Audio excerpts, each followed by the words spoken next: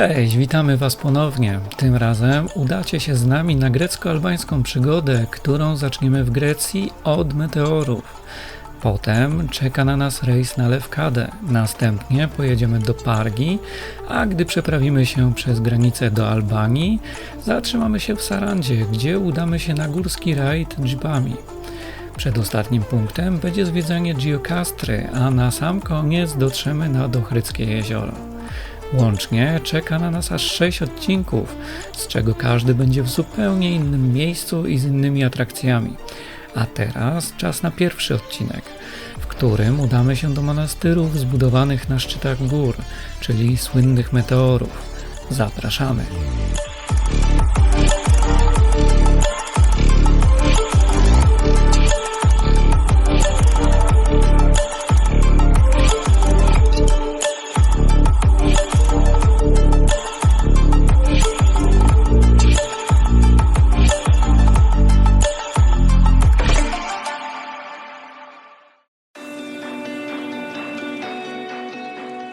Wyruszając w naszą podróż, po raz kolejny w tym roku uciekamy przed fatalną pogodą. Tym razem Europę Środkową nawiedził niż Borys, przynosząc ulewne deszcze i doprowadzając do powodzi. My tymczasem wsiadamy do naszego autobusu i udajemy się w ponad 25-godzinną jazdę, na której końcu docieramy do Grecji, a tak dokładnie to do hotelu Ikantos w nadmorskiej miejscowości Paralia. Jest już po 22 i jesteśmy padnięci, dlatego po kolacji idziemy spać. Natomiast rano wstajemy jak jeszcze jest ciemno i udajemy się na plażę, aby zobaczyć przepiękny wschód słońca. Dobry. Dzień dobry. Poranny jogging. My jedziemy zwiedzać, a tu rolnicy na pole jadą.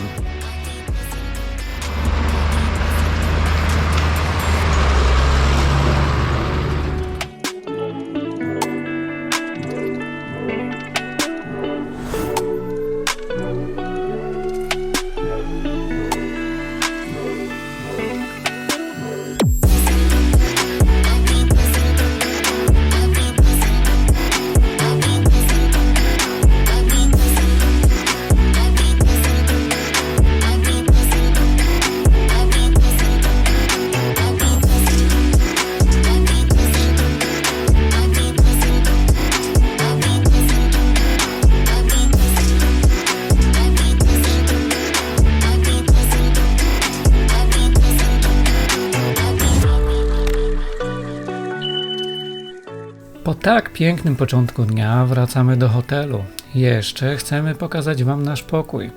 I tutaj byliśmy bardzo miło zaskoczeni, ponieważ standard był zdecydowanie wyższy niż to, na co się nastawiliśmy. Sami zobaczcie.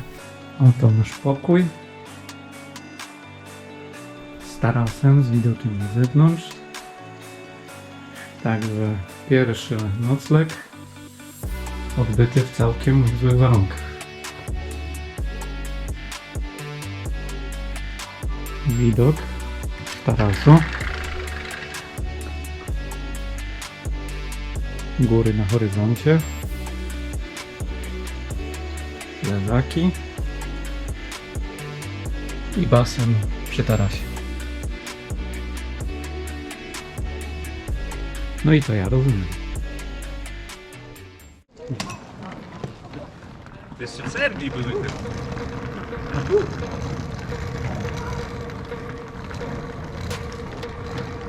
Paty, zostajesz w tyle. Dajesz. Takie ciężkie walizki.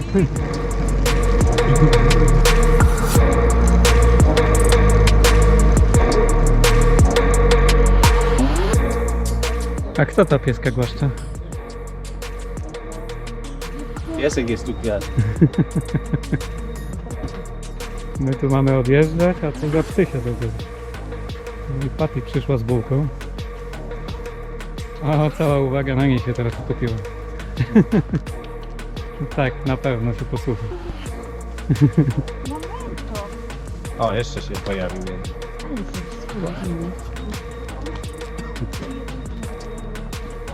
Tam kiełbasę musisz jakoś włożyć. To, no, posmarować czymś. ten duży zje. O, mały to tak ma najgorzej.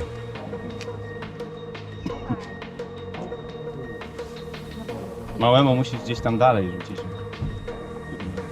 A ten mały widzę, że w ogóle nie jest. Mały, dobrze karmiony. To dopiero co śniadanie.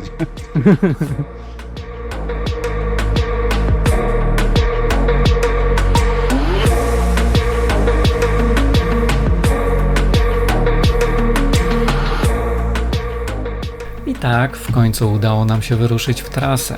Z Parali do Meteorów czekała nas ponad 2-godzinna podróż, podczas której zatrzymaliśmy się na krótką przerwę, aby rozprostować nogi.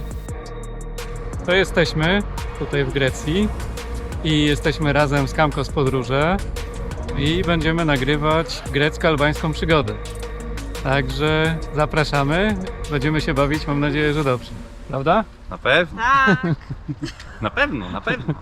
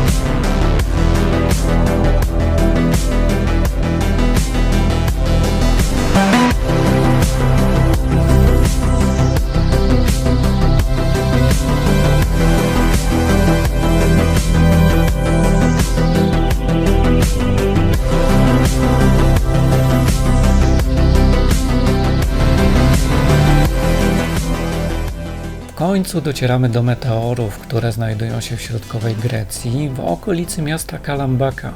Skały osiągają tam wysokość aż 540 metrów nad poziomem morza. Na szczytach umiejscowiony jest zespół 24 prawosławnych klasztorów, czyli monastyrów. Współcześnie tylko 6 klasztorów jest zamieszkanych i toczy się w nich normalne życie monastyczne. Są to 4 klasztory męskie i 2 żeńskie. Pierwsze wspólnoty religijne pojawiły się w Meteorach pod koniec X wieku, mieszkając w jaskiniach i pustelniach. Legenda głosi, że święty Atanazy, założyciel Wielkiego Meteora, najstarszego monastyru, wzniósł się na szczyt na skrzydłach orła. To on założył pierwszy klasztor w roku 1336. Trwały wówczas wojny Bizancjum z Serbią, więc klasztory te były dobrym, niedostępnym schronieniem. Okres świetności klasztory przeżywały za panowania osmańskiego sułtana Sulejmana Wspaniałego w XVI wieku. Natomiast w XVIII wieku klasztory zaczęły podupadać, głównie na skutek kłótni opatów oraz erozji nieumiejętnie budowanych i konserwowanych budynków. My podczas tej podróży odwiedzimy 2 monastery, a pierwszą atrakcją jest zwiedzanie i zakupy w polsko-greckim sklepie z ikonami Zindros Byzantine Icons Workshop. Tutaj powstają ikony starą bizantyjską metodą sprzed 1500 lat, no z 2 różnicami. A więc bierzemy płótno lniane, z jednej strony to gruntujemy. No pierwsza różnica jest taka, że kiedyś było 12 cienkich płócien sklejonych klejem kostnym, ale dzisiaj nikt już tak nie robi. W pierwszej kolejności nanosi się szkic postaci, jaką ma przedstawiać ikona. Dalej specjalną folią z 24-karatowego złota wypełniamy tło tej postaci. Tą folię zaraz Państwu pokażę. Następnie nanosi się kolory zawsze warstwami od najciemniejszego do najjaśniejszego. No, tempery powstają ze skruszonych skał i kwiatów. Żeby je rozrobić, dodaje się do nich żółtko, jajek i ocet winny. Żółtko jest po to, żeby połączyć te kolory, a ocet oczywiście, żeby je utrwalić. No, później klejamy to płótno w drewno, tą ramkę dookoła smarujemy czerwoną farbą konserwującą wraz z klejem kostnym. Jak w V wieku robiono taką złotą folię. No to jest ta druga różnica. Kiedyś po prostu skruszone złoto wcierano w ikony. No tak mniej więcej to wygląda. resztki tego złota usuwa się za pomocą pędzelka. No to już zrobię tutaj nad kartonikiem, ale efekt zaraz będzie widoczny. No tak mniej więcej się złoci ikona. Jak już ikona jest pozłocona cała dookoła, no już jest właściwie gotowa. Teraz nakłada się na nią czarną farbę, patyna się nazywa, pokrywa ikonę z dwóch stron. Z tyłu ikona pozostaje czarna, z przedniej części ścieramy tą patynę wilgotną gąbką, tak żeby w niektórych miejscach, jak tutaj widać dookoła, pozostały takie ciemne plamki. To taki efekt postarzenia. Możecie Państwo sobie porównać teraz kolor złota, jak się zmienił. No jedynie jak jest zamówienie do kościołów czy do klasztorów, wtedy nie dajemy tej patyny z przodu. Ikona wygląda no mniej więcej tak jak ta tutaj.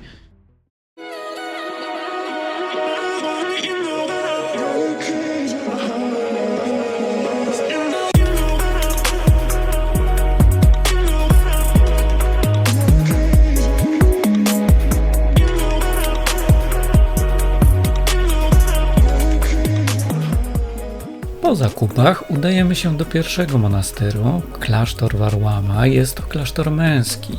Stoi on na drugiej co do wysokości skale meteorów i prowadzą do niego schody o około 100 stopniach. Został założony w 1350 roku przez pustelnika Varlama, stąd nazwa, który wspiął się na wierzchołek i wybudował 3 kościółki, cele i cysternę na wodę. Po jego śmierci miejsce opustoszało na 200 lat.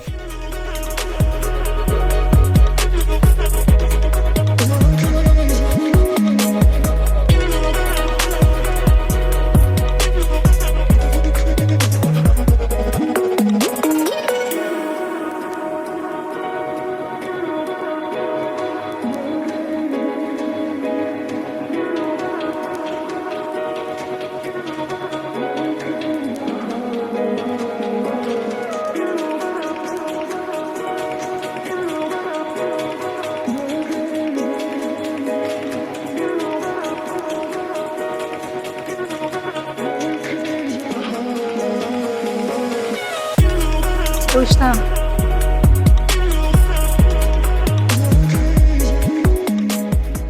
No, to jak widzieliście góry stołowe i schronisko na Wielkim Szczelińcu, to nie warto przyjeżdżać. Warto tutaj. To już wszystko widzieliście.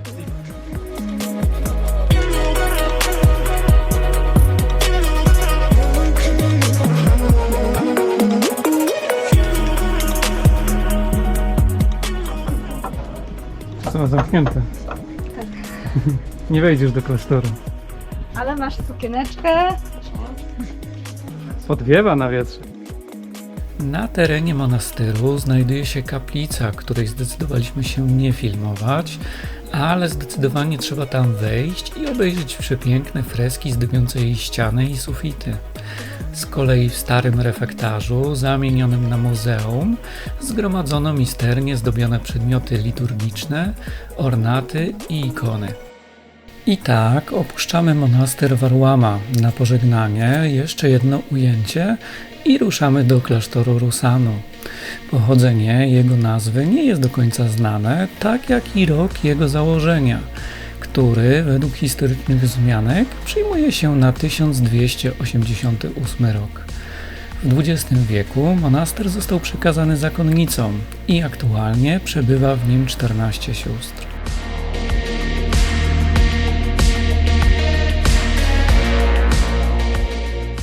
Proszę pana, tak trochę mnich, ale nie tutejszy. Stelnik.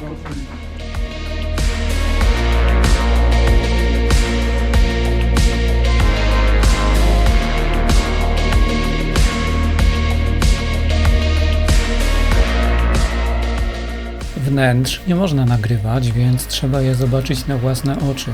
Szczególnie kaplica robi olbrzymie wrażenie. A gdy wychodzimy i mamy jeszcze kilka minut, decydujemy się zamiast schodzić do autobusu, wspiąć się ścieżką pod górę. Dla tych widoków zdecydowanie było warto.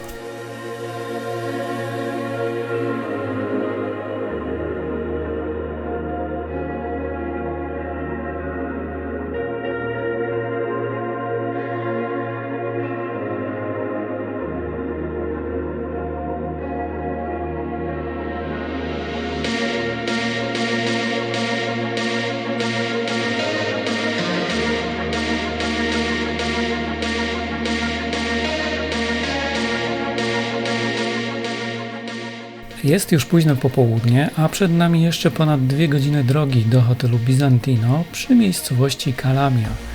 Po przybyciu na miejsce ruszamy do pokoi hotelowych, a na zwieńczenie dnia, jakby wrażeń było nam za mało, idziemy na hotelowy basen. Hotel bizantyjski. Czuję się jakbym był Bizantyjczykiem. Bizantyjczycy w podróży. Na razie polecę.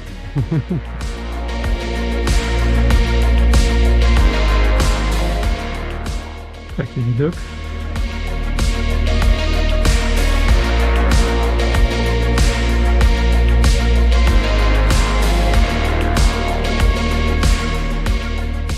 Taka łazienka.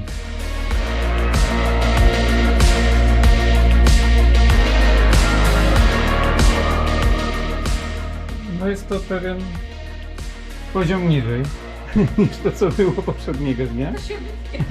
Ale mogło być gorzej.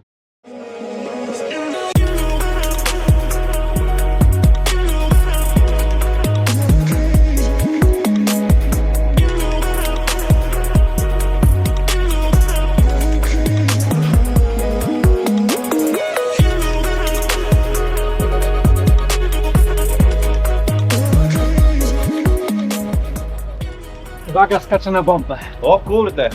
Gotowi? Hopa! To było bardzo spektakularne. Już mam zaprawkę na skoki ze stanu. I w ten oto sposób kończymy nasz pierwszy dzień grecko-albańskiej przygody. Jeśli Wam się podobało, to zapraszamy Was do docenienia nas w postaci subskrypcji, polubienia i pozostawienia komentarza. I już teraz zapraszamy Was na kolejną część serii, czyli rejs na Lefkadę. Do zobaczenia.